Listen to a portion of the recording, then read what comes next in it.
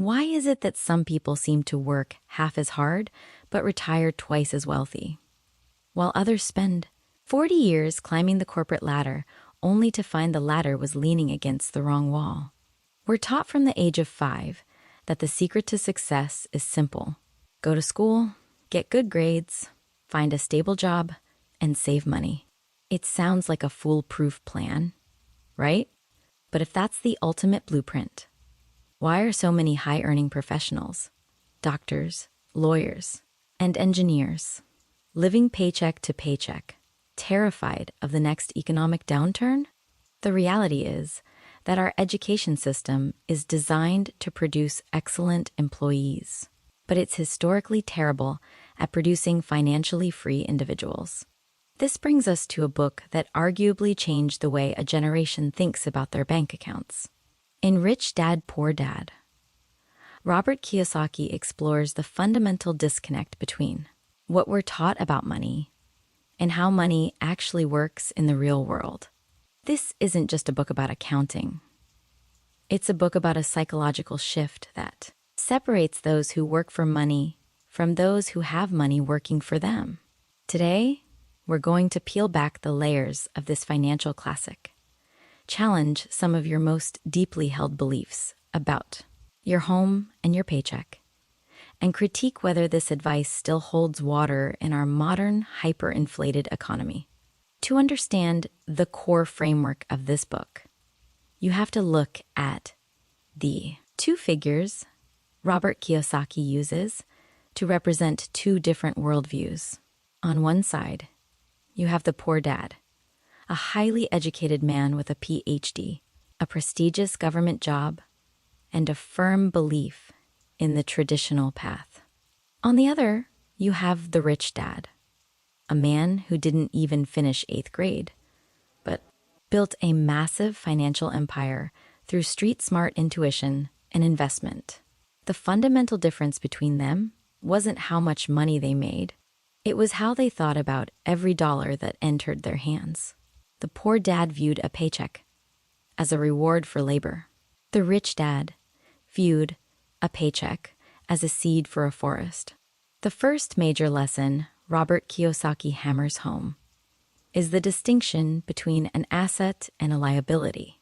Now, if you ask an accountant, they'll give you a complex definition involving balance sheets.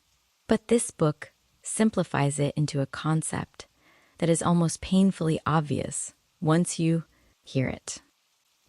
An asset puts money into your pocket, and a liability takes money out. Think about that for a second. Most people are raised to believe that their home is their biggest asset. Robert Kiyosaki argues the exact opposite.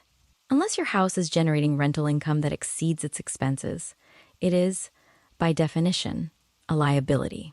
It demands property taxes, maintenance, and mortgage interest. This is a controversial take, but it explains why so many people feel house poor.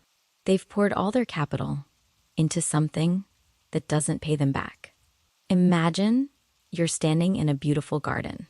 Most people spend their lives buying expensive statues to put in the garden. These are the liabilities like cars, clothes, and big TVs. The rich, however, spend their time planting fruit trees. At first, the trees are small and require work, but eventually, the trees produce fruit on their own, whether you show up to work or not. The goal isn't to work harder to buy more statues. It's to plant enough trees so you can live off the fruit. This leads directly into the second big idea. The rat race? We've all felt it. It's that cycle of getting a raise, immediately upgrading your lifestyle, and then realizing you're just as stressed as you were before because your expenses rose to meet your income. Robert Kiyosaki explains that this happens because of 2 primary emotions, fear and greed. Fear of not having enough keeps us working a job we might hate, and greed lures us into buying things we don't need as soon as we get a little extra cash. In the book, the author explains that the rich don't work for money, in the traditional sense. They focus on building an asset column. While the average person focuses on the income line of their financial statement, the wealthy focus on the asset line. If you can build a portfolio of stocks, real estate, or businesses that a living covers your monthly expenses, you've officially exited the rat race. You're no longer trading your most precious, non-renewable resource, time, for pieces of paper. The third pillar of the book is the concept of financial literacy. Robert Kiyosaki argues that being smart in school has almost nothing to do with being smart with money. You can be a genius surgeon and still be a financial disaster if you don't understand the 4 pillars of wealth: accounting, investing, understanding markets, and the law. Specifically, the book dives into how the rich use corporations to protect their wealth. It's a bit of a Robin Hood story in reverse. While the middle class earns, pays taxes, and then tries to live on what's left, the rich have learned to earn, through corporate structures, spend what they need for business growth, and only pay taxes on what remains. This book argues that the tax code isn't just a list of rules. It's a map of incentives provided by the government. If you provide housing or jobs, the government rewards you with tax breaks. Most people never learn to read this map, so they end up taking the longest, most expensive route to retirement. However, no review of Rich Dad, Poor Dad would be complete without a healthy dose of critique. This is where we have to look at the book through a modern lens. While the mindset shifts Robert Kiyosaki proposes are transformative, some of the specific advice is undeniably dated or oversimplified.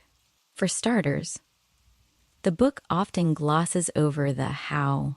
It tells you to buy assets, but it doesn't always acknowledge the massive barrier to entry that exists in today's real estate market compared to when the book was written in the late 90s. There's also a certain level of survivor bias at play. Robert Kiyosaki paints a picture where anyone can become a mogul if they just think correctly, but he often ignores the systemic risks involved in heavy debt and high leverage investing. Some critics argue that the book encourages a disdain for formal education that can be dangerous if taken too literally. While a degree doesn't guarantee wealth, it often provides the base capital needed to start the very investments the author advocates for. Furthermore, Robert Kiyosaki's more recent public persona has become increasingly polarizing, often leaning into alarmist predictions about economic collapse that can make his original, grounded advice seem more like salesmanship than mentorship. So, what is the personal verdict? Despite the controversies and the simplified math, Rich Dad, Poor Dad remains a must-read for one specific reason. It destroys the employee mindset. It forces you to look at your bank account not as a reflection of your worth, but as a scoreboard for your financial intelligence. If you read this book looking for a step-by-step guide on which stock to buy today, you'll be disappointed. But if you read it to understand why your current financial habits keep you trapped in a cycle of anxiety, it will be one of the most important books you ever pick up. It's the perfect gateway drug into the world of investing. It's for the person who feels like they're doing everything right, working hard, saving a little, but still feels like they're running in place. If you're looking for a final actionable step you can take today, don't go out and try to buy an apartment complex tomorrow morning. Instead, start by tracking your asset to liability ratio for the next 30 days. Before you make any purchase over $100, ask yourself, is this going to pay me back, or am I going to have to keep paying for it? Start small. Maybe it's putting $50 into a low-cost index fund, or buying a book that teaches you a high-income skill. The goal is to shift your momentum. Every time you buy an asset, you're hiring a money soldier to go out and fight for you so that one day you don't have to fight for your survival anymore. Robert Kiyosaki's greatest gift isn't a secret formula for wealth. It's the realization that you have more control over your financial destiny than your boss, the government, or the economy ever will. The journey from the rat race to financial freedom is long, and it's paved with more than just positive thinking. It requires discipline, continuous learning, and the courage to stop following the crowd. If you found this breakdown helpful and want to dive deeper into the books that actually change how you live and think, make sure to hit that subscribe button. We're exploring the world's most influential ideas every week to help you build a life by design, not by default. Thank you for watching, and I'll see you in the next episode.